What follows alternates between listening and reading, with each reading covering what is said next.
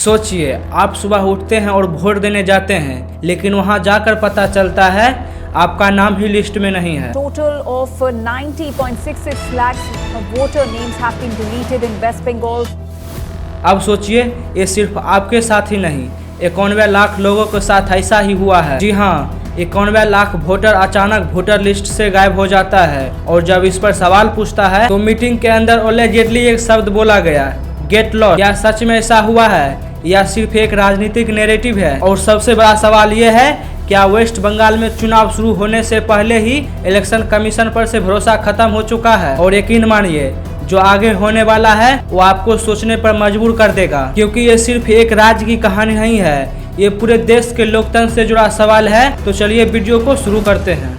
Waste Bengal, जहां चुनाव हमेशा सिर्फ वोट का खेल नहीं रहा है, बल्कि पावर कंट्रोल और परसेप्शन का भी खेल रहा है। लेकिन इस बार कहानी थोड़ी अलग है, क्योंकि इस बार लड़ाई बीजेपी या टीएमसी का नहीं है, बल्कि सीधा सवाल उठ रहा है इलेक्शन कमीशन पर। क्योंकि एक मीटिंग होती है इलेक्शन कमीशन और टीएमसी नेताओं के बीच। टीएमसी पार्टी के तरफ से आते हैं डेरेक ओब्रायन और साकेत गोखले। उनका साफ आरोप था 91 लाख वोटर को हटाया क्यों गया है, पूरे 12% मतदाताओं को लगभग कम कर दिया गया है। अब जरा रुकिए और सोचिए, ये कोई छोटा नंबर नहीं है। 91 लाख मतलब कई राज्यों की पॉपुलेशन के बराबर है। 12% मतलब हर 10 वोटर में से एक वोटर को हटा दिया गया है। अगर इतना बड़ा बदलाव हुआ है तो सवाल उठाना तो बनता है। और वही सवाल लेकर टीएमसी के पार्टी इलेक्शन कमीशन के पास पहुंचती है। लेकिन जो मीटिंग के अंदर हुआ वो बाहर आते ही एक कंट्रोवर्सी बन जाता है। साकेत गोखले का दावा है चीफ इलेक्शन कमिश्नर ने उससे कहा है गेट लॉस्ट। अब ये स्टेटमेंट जैसे ही बाहर आता है, पूरी पॉलिटिकल दुनिया में हलचल मचना शुरू हो जाता है। लेकिन हर कहानी का दूसरा भी साइड होता है। इलेक्शन कमीशन का सोर्स क्या कहता है, मीटिंग में टीएमसी के लोग ही एग्रेसिव हो गए थे, उन्होंने आवाज उठाई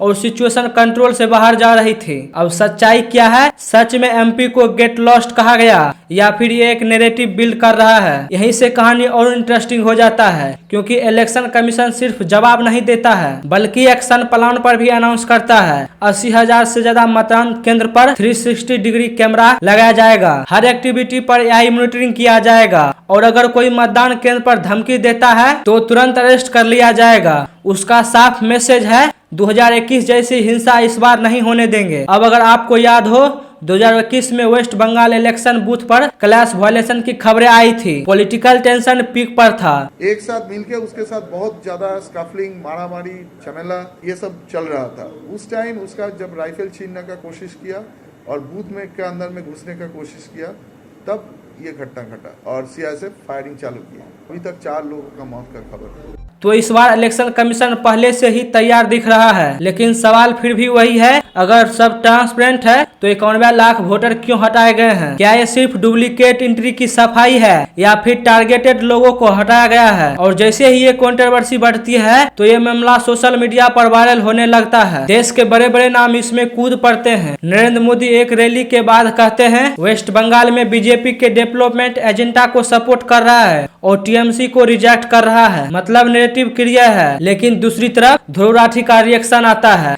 ऐसा लग रहा है जैसे इलेक्शन कमीशन ही खुद इलेक्शन लड़ रहा है और बीजेपी के साथ अलायंस में है। अब ये सीधा आरोप सिस्टम पर है और यही नहीं रुकता। अरविंद केजरीवाल भी कहते हैं अब तो ये खुलकर सामने आ गया है कि इलेक्शन कमीशन भी बीजेपी के अंडर काम कर रहा है। अब सिचुएशन क्या बनती है, एक तरफ गवर्नमेंट का नैरेटिव और दूसरी तरफ ऑपोजिशन का आरोप, और बीच में आम जनता जो बस ये समझना चाहती है सच क्या है। क्योंकि ग्राउंड पर जो वोटर है उसे पॉलिटिक्स नहीं, बस अपना वोट चाहिए। लेकिन अगर वो वोट ही वोटर लिस्ट में नहीं है तो फिर ऐसा डेमोक्रेसी का क्या मतलब? तो अब इस पूरी कहानी में ना कोई क्लियर विलन है ना कोई क्लियर हीरो। बस सवाल ये है 91 लाख वोटर गलती से हटाया गया है या फिर उसके पीछे कोई साजिश है? इलेक्शन कमीशन का खुद से लिया गया फैसला है या फिर किसी पार्टी के प्रेशर में लिया गया फैसला? इलेक्शन फेयर है या सिर्फ दिखावा? और सबसे बड़ा सवाल, क्या आपका वोट अगली बार लिस्ट में होगी या भी नहीं? क्योंकि लोकतंत्र सिर्फ चुनाव से ही नहीं चलता, लोकतंत्र चलता है आपके नाम से, उससे वोटर लिस्ट से। कहानी अभी खत्म नहीं हुई है, ये तो बस शुरुआत है, क्योंकि असली फैसला ईवीएम नहीं जनता करेगी। इलेक्शन कमीशन का ये फैसला सही है या फिर गलत, कमेंट करके जरूर बताना। तो मिलते हैं नेक्स्ट वीडियो में।